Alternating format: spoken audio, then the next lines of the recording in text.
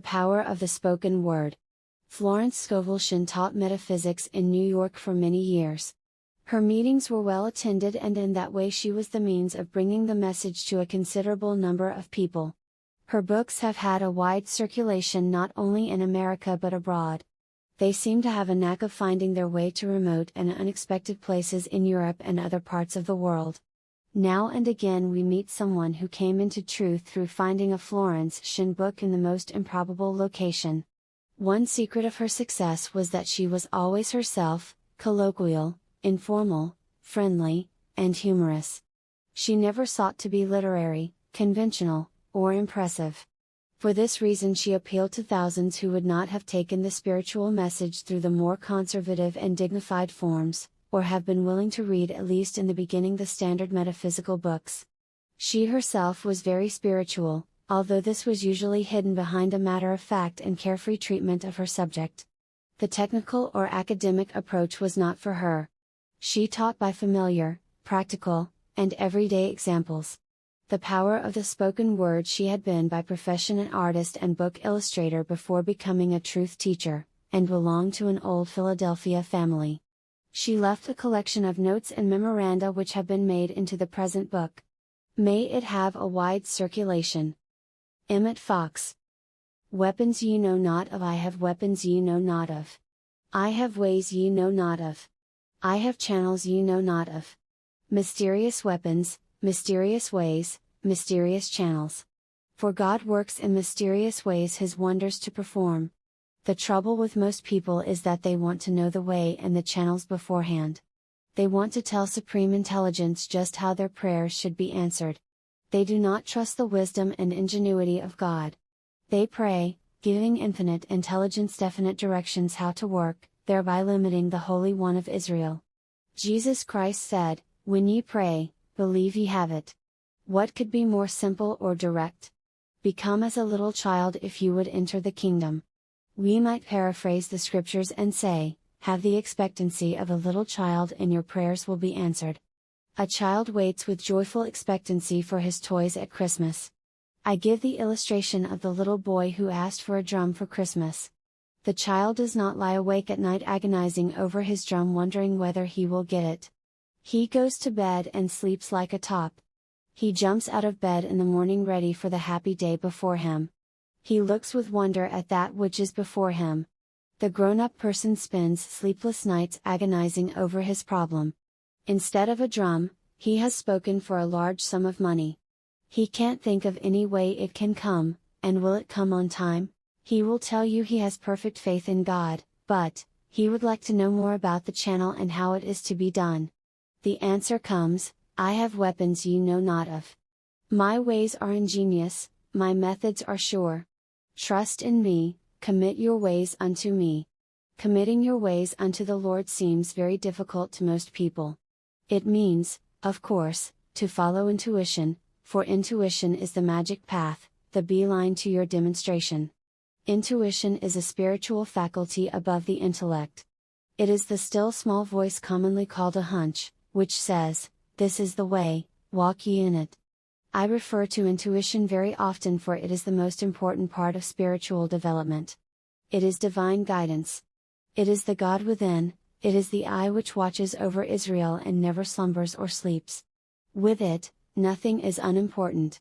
Acknowledge me in all your ways and I will make plain your path. Remember, despise not the day of small things, of seemingly unimportant events.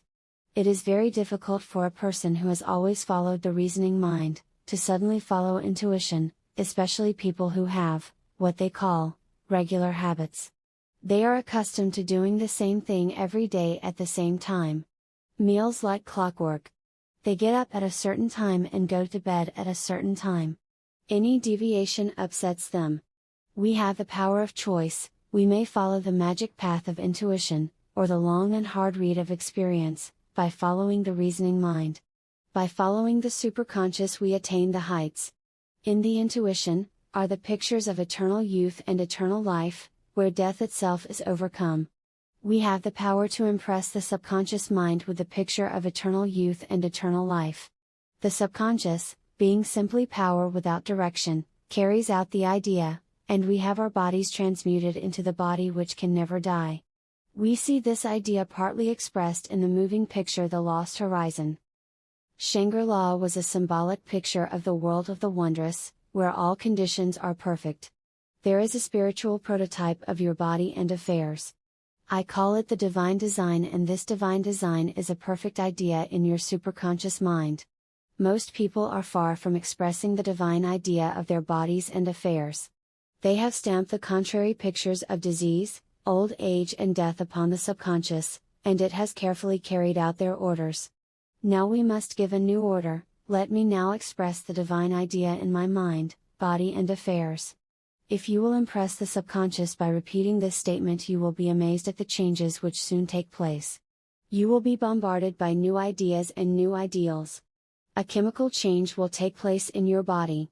Your environment will change for the better. For you are expanding rapidly into the divine plan, where all conditions are permanently perfect. Lift up your heads, ye gates, and be ye lifted up, ye everlasting doors, and the King of glory shall come in. Who is this King of glory? The Lord, or Law, strong and mighty. The Lord mighty in battle. Now remember, the Bible is talking about thoughts and states of consciousness. Here is a picture of the perfect ideas of the superconscious mind, rushing into your conscious mind. Gates and doors are lifted up, and the King of glory comes in. Who is this King of glory? The Lord strong and mighty. The Lord mighty in battle.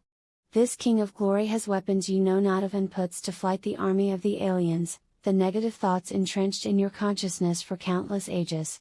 These negative thoughts have always defeated the manifestation of your heart's desire. They are the thought forms which you have built up in your subconscious by constantly thinking the same thoughts.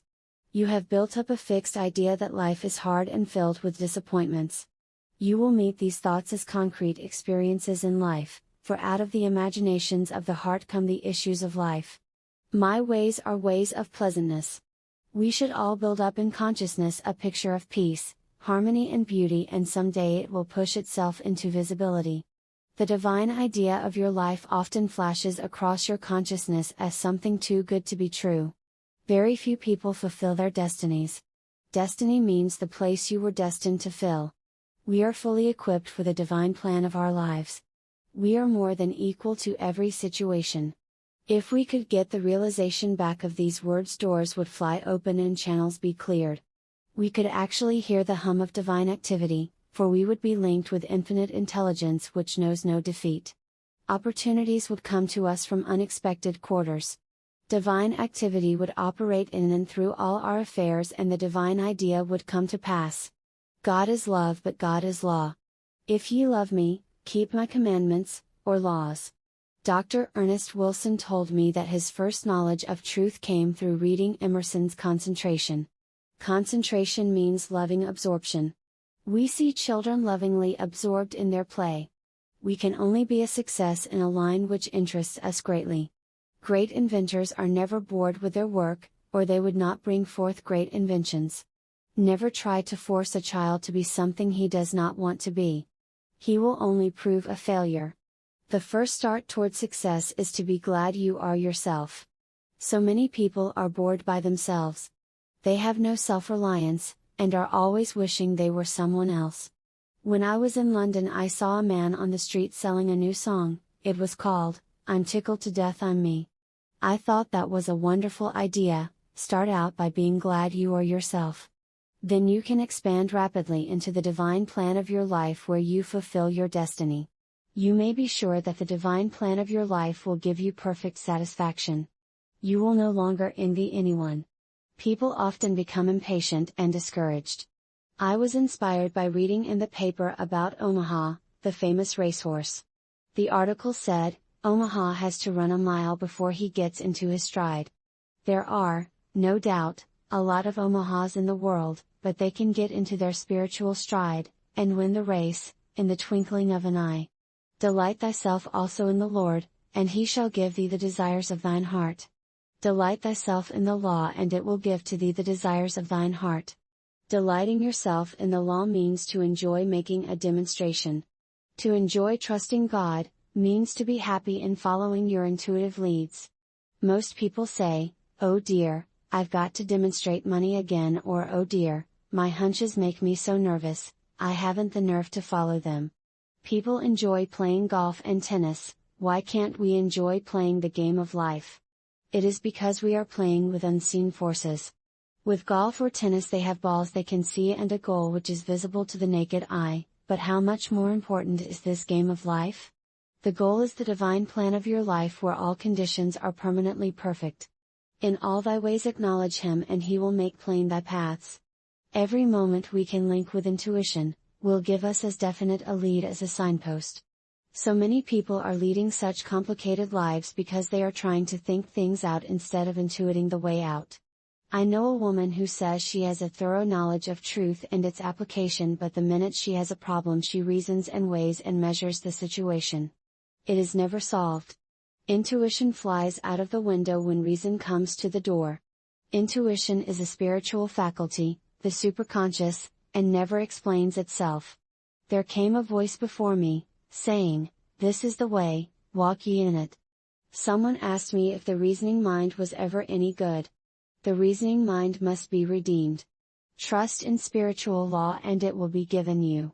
Your part is to be a good receiver, prepare for your blessing, rejoice and give thanks and it will come to pass.